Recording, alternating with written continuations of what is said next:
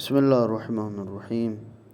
روز عاشور آ گیا تو عمر ابن سعد کی طرف سے اس ملعون نے پہلا تیر خیام امام حسین کی طرف پھینکا اور کہا کہ لوگوں گواہ رہنا کہ امام حسین کی طرف پہلا تیر پھینکنے والا میں ہوں۔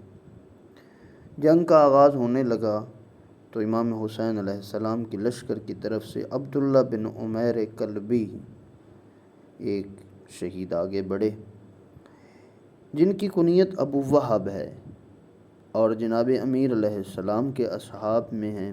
کوفہ میں محلہ بنی حمدان کے نزدیک چاہ سعد کے پاس گھر تھا، جس میں اپنی زوجہ ام وہب کے ہمراہ رہائش پذیر تھی۔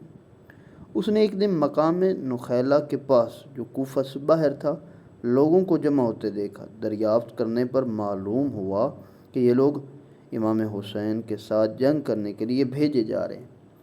عبداللہ نے دل میں خیال کیا، کہا بخدا میں حصول ثواب و سعادت کی خاطر مشرکین کے ساتھ جہاد کرنے کا بڑا شوق تھا۔ میں سمجھتا ہوں دختر رسول کے فرزند کے ساتھ جنگ کرنے والوں کے ساتھ جہاد کرنے کا ثواب کفار اور مشرکین کے ساتھ جہاد کرنے سے زیادہ ہی ہوگا۔ چنانچہ جناب عبداللہ گھر پہنچا، اپنی نیک بخت بیوی سے اپنے ارادے کا اظہار کیا۔ اس نے ان کے ارادے کی تائید کرتے ہوئے اسے بھی ہمراہ لے جانے کی استدعا کی۔ چنانچہ جناب عبداللہ اسے ہمراہ لے کر 8ویں محرم کی شب کو امام حسین کی خدمت میں پہنچے۔ روز عاشور تک خدمت امام میں رہا۔ روز عاشور جب پسر سعد کی طرف سے تیر مارنے سے آغاز جنگ ہوا اور اس حملہ اولا میں کافی انصار حسین نے موت کو گلے لگایا، اس کے بعد مبارزہ طلبی کا سلسلہ شروع ہوا۔ پہلے فوج مخالف سے 2 آدمی نکل کر مبارزہ طلب ہوئے، ایک زیاد بن ابی کا آزاد کردہ غلام یسار اور دوسرا عبیداللہ بن زیاد کا غلام سالم بن عمرو۔ ادھر حسینی جماعت سے جناب حبیب بن مظاہر اور جناب بریر بن خزیر اٹھے، مگر جناب امام حسین علیہ السلام نے روک دیا۔ اسی دوران جناب عبداللہ بن عمیر کلبی نے اذن جہاد طلب کیا۔ امام نے اس کی قد و قامت پر نگاہ ڈالی، دیکھا کہ گندم گو رنگ، قد بلند، طاقتور، جوان ہے۔ پھر فرمایا میرا خیال ہے کہ یہ مقابلے میں آنے والوں کو خوب قتل کرے گا۔ خلاصہ کلام امام نے اسے اذن جہاد دیا۔ جناب عبداللہ میدان میں نکلے۔ ان دونوں نے اس سے نام و نسب دریافت کیا۔ حضرت عبداللہ نے اپنا حسب و نسب بیان، انہوں نے کہا ہم تمہیں نہیں پہچانتے، ہمارے مقابلے میں زہیر آئے، حبیب آئے، بریر آئے۔ تو جناب عبداللہ نے یہ کہہ کر کہ اے فحشاء کے بیٹے، تو میرے مقابلے سے روگردانی کرتے ہو، پھر اس پر حملہ کر دی۔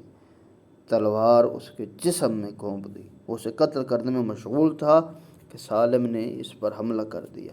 اصحاب حسینی نے پکار کر کہا خیال کرنا غلام نے تم پر حملہ کر دیا۔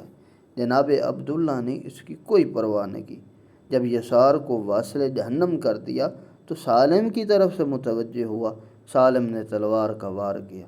عبداللہ نے اپنے بائیں ہاتھ پر اسے روکا، جس سے اس کے ہاتھ کی انگلیاں کٹ گئیں، مگر اس کے باوجود عبداللہ نے جواب میں سے سخت وار کیا کہ سالم جہنم واصل ہوا۔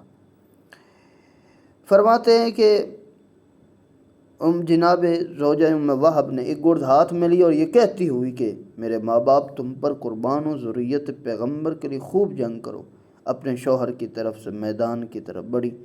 عبداللہ نے ہر چند اسے واپس کرنا چاہا، مگر اس نے عبداللہ کا پکڑا ہاتھ اور رونا شروع کر دیا۔ میں اس وقت تم سے جدا نہیں ہوں گی جب تک تمہارے ساتھ جام شہادت نوش نہ کروں۔ یہ کیفیت دے کر امام حسین نے بآواز بلند فرمایا خدا تمہیں جزائے خیر دے، عورتوں کی طرف پاپ پلٹ آؤ، خدا تم پر رحم کرے، ان کے ساتھ بیٹھ جاؤ، کیونکہ عورتوں پر جہاد نہیں ہے۔ حکم امام سن کر مومنہ واپس لوٹ آئی۔ ادھر فوج مخالف سے پھر کوئی مبارزہ نہ نکلا، اس لیے جناب عبداللہ بھی خدمت امام میں واپس آ گئے۔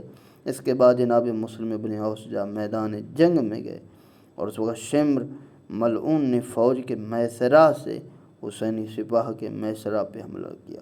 اصحاب حسینی نے بڑی پامردی سے مقابلہ کیا۔ اس وقت اس جنگ میں جناب عبداللہ پھر خوب داد شجاعت دی اور مخالف کے 2 سپاہیوں کو واصل جہنم کیا، اور اس کے بعد ایک شخص نے آپ پر وار کیا جس کی وجہ سے آپ کی شہادت ہوئی۔ ان اللہ و انا الیہ راجعون۔